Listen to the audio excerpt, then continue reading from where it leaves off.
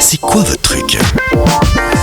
C'est quoi votre truc ce matin avec la 5e édition d'Écrans Urbains qui investit plusieurs hauts lieux culturels à Lausanne tels que le MCBA, le Musée cantonal des Beaux-Arts, ou encore le cinématographe du Casino de Montbenon, autrement dit anciennement la Cinémathèque suisse, l'espace Amaretto et le phare Forum d'architecture de Lausanne. Un festival dédié à l'architecture et à l'urbanisme et au paysage, proposant des projections de films inédits, explorant le lien entre ces différentes thématiques. Cette programmation variée, allant des documentaires au long métrage, en passant par des fictions et des vidéos expérimentales, offre aux spectateurs une expérience riche en émotions et en découvertes, avec des débats stimulants sur des sujets tels que justement l'architecture et le béton.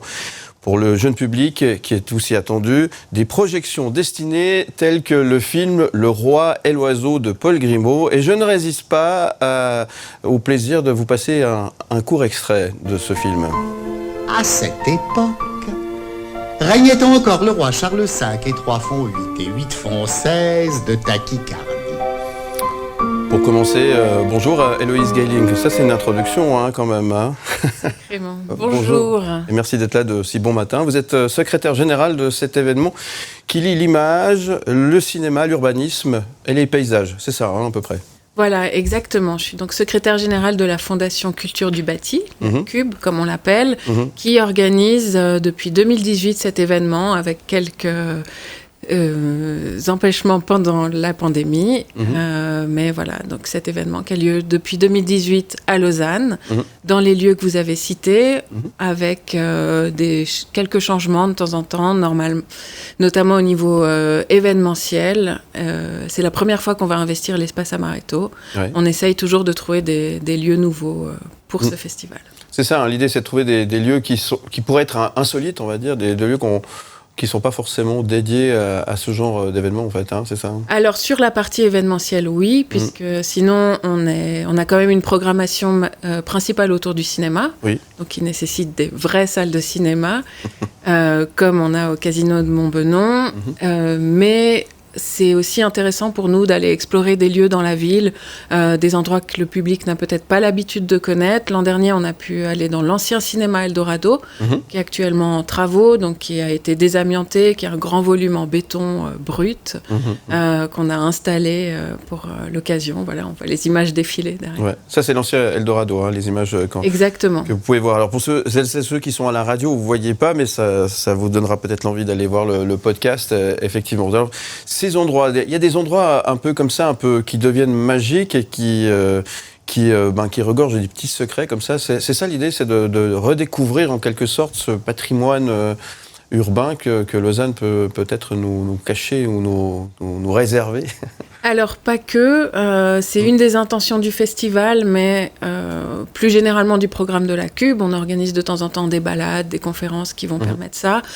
Le sujet principal du festival, ce serait plutôt de parler de la ville et du paysage au travers des films, donc de sujets assez sérieux qui nous concernent toutes et tous, puisqu'on habite toutes et tous dans un milieu, que ce soit à la campagne, en zone villa ou en centre-ville, et de parler de ces sujets dans un cadre de divertissement.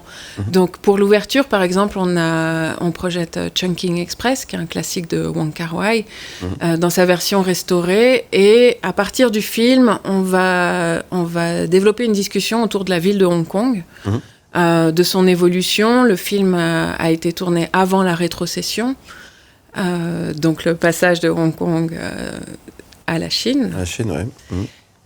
Et pour ça, on invite une anthropologue, une chercheuse à l'EPFL, donc quelqu'un de très sérieux, qui va pouvoir nous parler de la ville en des mots très simples. Si vous voulez, le cinéma, c'est vraiment un média qui nous intéresse parce qu'il permet de véhiculer beaucoup de choses autour de l'espace.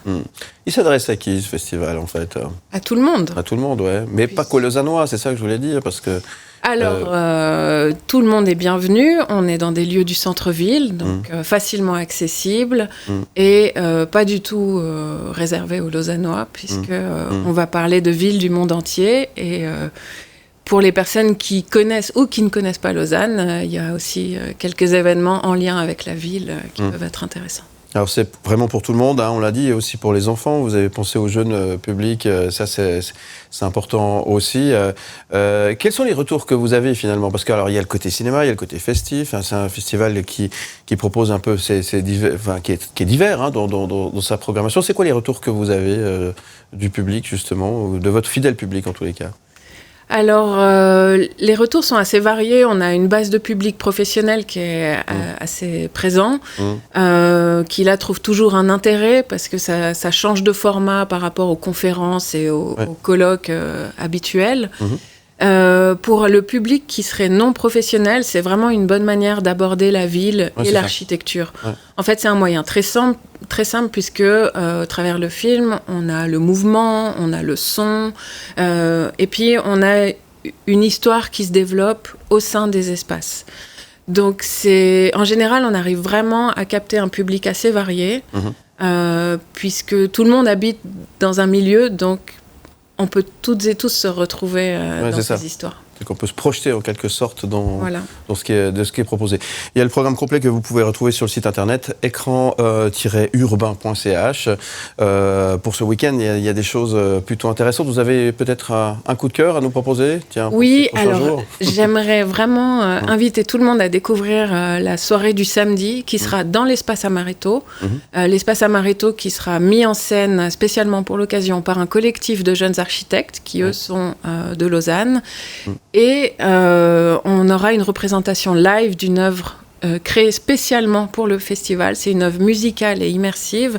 Donc, c'est deux artistes qui ont tracé une ligne sur la carte de la ville de Lausanne et qui, à partir des reliefs de la ville, ont composé un morceau qui sera joué en direct.